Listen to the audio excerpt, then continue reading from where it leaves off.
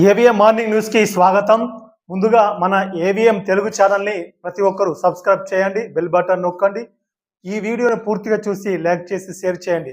ముందుగా జర్నలిస్టు మిత్రులకు, సీనియర్ పాత్రికేయ సోదరులందరికీ కూడా మీ పత్రికలలో మీరు ప్రచురణ చేసినటువంటి మంచి స్టోరీస్ కానీ, మంచి వార్తలు కానీ, ఆ క్లిప్పింగ్లు, కటింగ్లను మాకు పంపించండి. మన ఛానల్లో ఏవిఎం తెలుగు ఛానల్లో మీ పేరు, మీ పత్రిక పేరును ప్రచురణ చేసి ప్రజలకు తెలియజేసే ప్రయత్నం చేద్దాం. ఏవిఎం మార్నింగ్ న్యూస్ లో ఈరోజు ప్రధాన వార్తలు. జూబ్లీ హిల్స్ లో 30,000 మెజార్టీ తోటి గెలుస్తాం సీఎం రేవంత్ రెడ్డి. విద్యార్థులకు ఫీజు రీఎంబర్స్మెంట్ ఇవ్వలేని సర్కారు జూబ్లీ హిల్స్ ను అభివృద్ధి చేస్తుందా? కేటీఆర్. తెలంగాణ రాష్ట్రంలో ముఖ్యంగా జూబ్లీ హిల్స్ ఎన్నికలు చాలా హీట్ పెంచుతూ ఉన్నాయి. నవంబర్ 11వ తేదీ నాడు జూబ్లీ హిల్స్ ఓటింగ్ జరగబోతా ఉంది. మరి ఈ జూబ్లీ హిల్స్ ఎన్నికల్లో ఏ పార్టీ గెలవబోతా ఉంది? ముఖ్యంగా కాంగ్రెస్ పార్టీ, అధికార పార్టీ కాంగ్రెస్ పార్టీ, ప్రతిపక్ష పార్టీ బీఆర్ఎస్ పార్టీ, బీజేపీ, త్రిముఖ పోటీ నెలకొంది అక్కడ. వాస్తవంగా త్రిముఖ పోటీలో మరి ఒక అధికార పార్టీ సీఎం రేవంత్ రెడ్డి నివాసం ఉంటున్నటువంటి జూబ్లీ హిల్స్ పరిధిలోనే ఉంటుంది. అక్కడ చాలా కొన్ని రోజుల నుంచి కూడా, కొన్ని నెలల నుంచి కూడా అక్కడ ప్రభుత్వ యంత్రాంగం అంతా కూడా అక్కడనే మకాం వేసి ప్రజలతోటి మమేకం అవుతూ అక్కడ అభివృద్ధి కార్యక్రమాలు చేపడుతూ ప్రజలను ఆకట్టుకునే ప్రయత్నం రాష్ట్ర ప్రభుత్వం చేస్తుంది. మంత్రులే అక్కడ స్వయంగా మంత్రులను, క్యాబినెట్ అంతా కూడా అక్కడే అడ్డా వేసింది. ప్రజా సమస్యలు గాలిపోయినాయి. తెలంగాణ రాష్ట్రంలో ఉన్నటువంటి రైతుల సమస్యలు కానీ, గ్రామాల సమస్యలు కానీ, అభివృద్ధి విషయాలు కానీ అంతా పక్కన వేయింది. ఇప్పుడు క్యాబినెట్ అంతా, రాష్ట్ర ప్రభుత్వం అంతా జూబ్లీస్లోనే మకాం వేసింది. ఎందుకంటే వాళ్ళకు చాలా కీలకంగా ఉంది.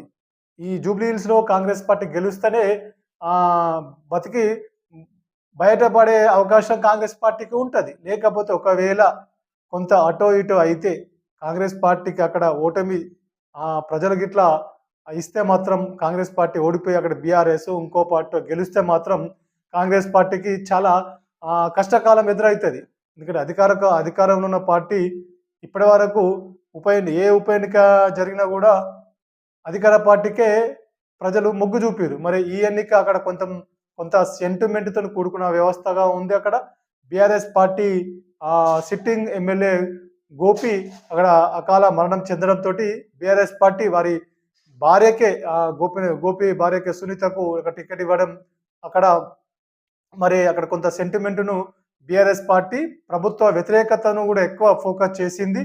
మరి బీఆర్ఎస్ పార్టీ కూడా ఎక్కువ దృష్టి పెట్టి తీవ్ర స్థాయిలో ప్రచారం చేస్తూ ఉంది.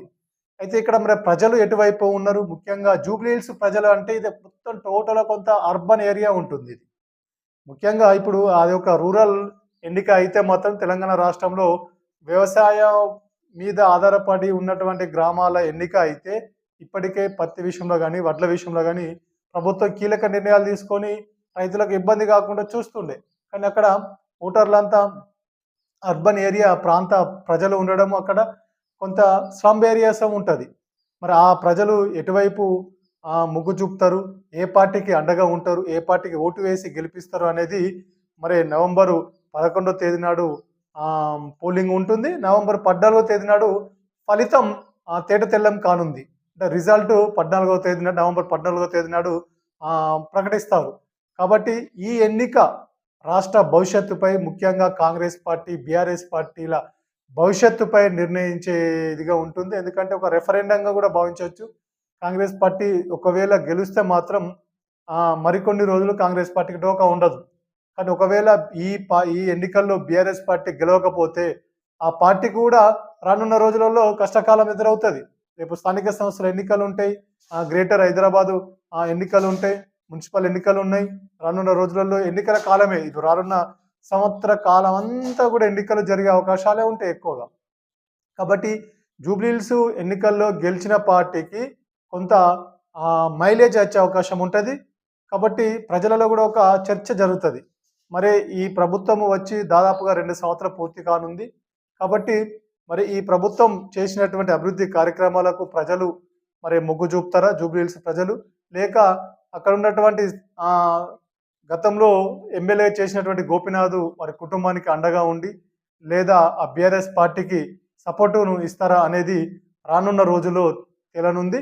ఏది ఏమైనప్పటికీ కూడా తెలంగాణ రాష్ట్రంలో జూబ్లీ హిల్స్ ఎన్నిక అనేది మాత్రం చాలా హీట్ మాత్రం పెంచుతా ఉంది. అన్ని ప్రధాన పార్టీల రాష్ట్ర స్థాయి నాయకులంతా కూడా జూబ్లీ హిల్స్‌లోనే మకాం వేశారు ఇప్పుడు. ఏ నాయకునితోటి మాట్లాడదామన్నా కూడా వాళ్ళు దొరికే పరిస్థితి లేదు.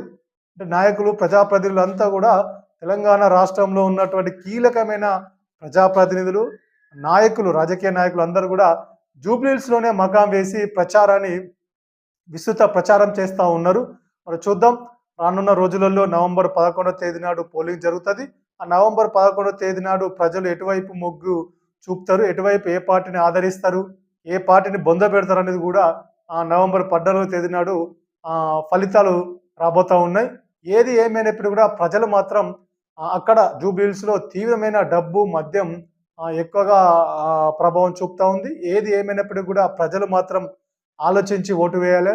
ముఖ్యంగా డబ్బులకు, మద్యానికి లొంగకుండా స్వచ్ఛందంగా మీ ఓటును మాత్రం మీరు వేసుకోవాలి. ముఖ్యంగా పోలింగ్ శాతం కూడా పెంచే ప్రయత్నం ప్రతి ఒక్కరు సహకరించాలి. ప్రతి ఒక్కరు కూడా తమ ఓటును మాత్రం మీకు నచ్చిన పార్టీకి ఓటేయండి. మీ నచ్చిన పార్టీకి అభ్యర్థికి ఓటు వేయండి. కానీ ఖచ్చితంగా నవంబర్ 11వ తేదీ నాడు ఖచ్చితంగా ప్రతి ఒక్కరు జూబ్లీ హిల్స్ ఓటర్లందరూ ప్రతి ఒక్కరు కూడా పోలింగ్ బూత్‌కు వెళ్లి మీ ఓటును మాత్రం వినియోగించుకోండి. ఎందుకంటే ఓటు వేయనప్పుడు మీకు ప్రశ్నించే హక్కు ఉండదు.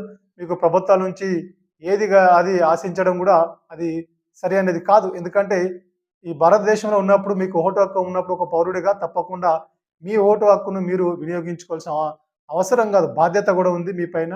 తప్పకుండా మీకు నచ్చిన పార్టీకి ఓటేయండి. మీ నచ్చిన అభ్యర్థికి ఓటేయండి. ఎవరు నచ్చకపోతే నోటాకు ఓటేయండి. అంతేగాని ఓటు హక్కును మాత్రం తప్పకుండా వినియోగించుకోవాలి.